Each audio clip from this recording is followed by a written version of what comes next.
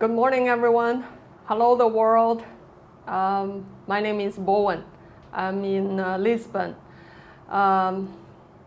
Today is April the 29th. I haven't really, I have to say, I haven't really updated my English channel for a long time. And a couple of days ago, because of the amoreira tree and mulberry tree here in my small village, and I made a video about it. Today, I guess what happened yesterday was struck me by living here in Portugal. What happened yesterday for me was a big thing.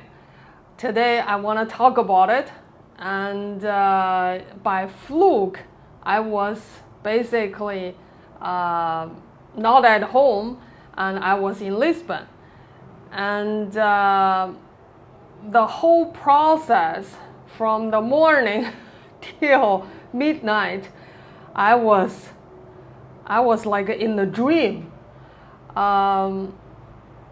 I guess as a human being, when something happened like that, you didn't get ready for something. It was really unexpected, and impacting our daily routine life. That was just the more you think, the more you thought, oh, this is this going to be the end of the world kind of thing.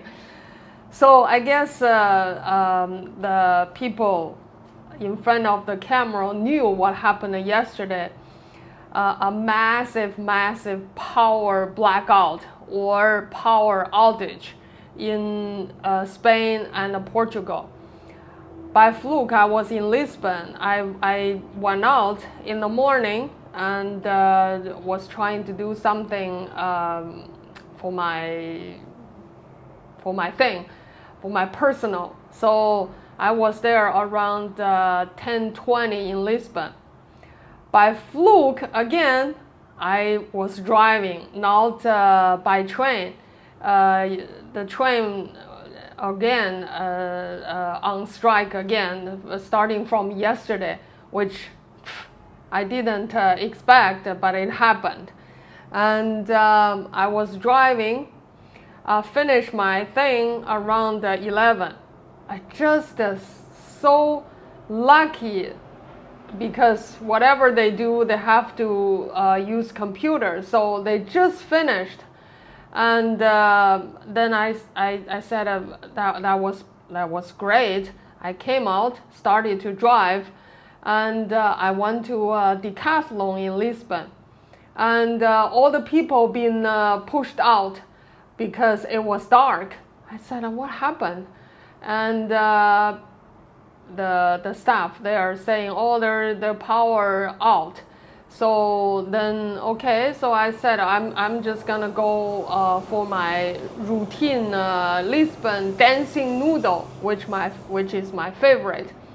So when I got there, the whole food street in that area were down, right? Nobody at all.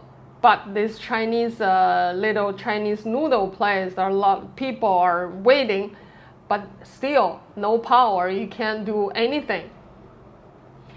And after an hour, and people became to show up.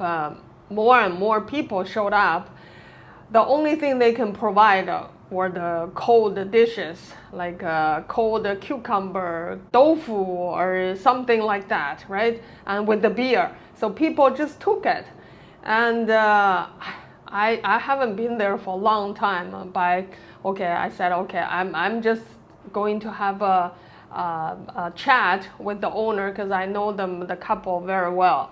So, but after 2 hours passing by, the owner couldn't stay still, and what he did was trying to hook up with the gas gas sort of a tank. Then it took about 30 minutes, and we got the noodle. Well, the whole thing, it just sounds simple, right? But it was not simple. People were panic. People didn't know. Like we were sitting there, and the news coming from everywhere. Suspect is cyber attacks. Suspect the news said is a airplane crash, and it's impacting the power station or something from France, and just by fluke, the Spain and the Portugal were connected with the power line or the power station. So all this news came in at the same time, even the CNN, right? So people were just couldn't understand what's going on in this world. And for me, I have to say, I had a lot of thoughts just by sitting there watching people taking these cold dishes, because my personal reason, I couldn't take any cold food. So then when I watching them, I thought about it. People are the news or the unknown source saying, oh, this is gonna be a week, this is gonna be a couple of days, no power. You know, the first thing I thought about is the people in the war zone, and like a Ukrainian, they live in the war zone. They have no power, they have no food, they have nothing, right? How people could survive? Just that moment, I couldn't handle the situation. I guess because of the aging. There's something happened like that. I just feel the sky is gonna fall off and the world is gonna be finished.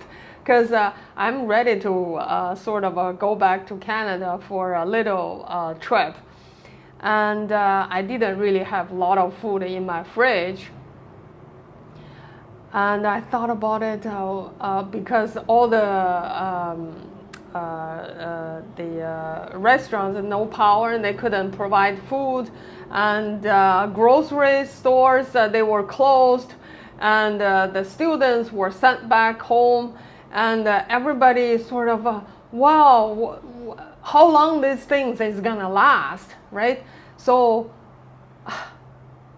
this is probably the first time the average people like me, I'm not usually a panic person. I'm just go with the flow and play by ear, right?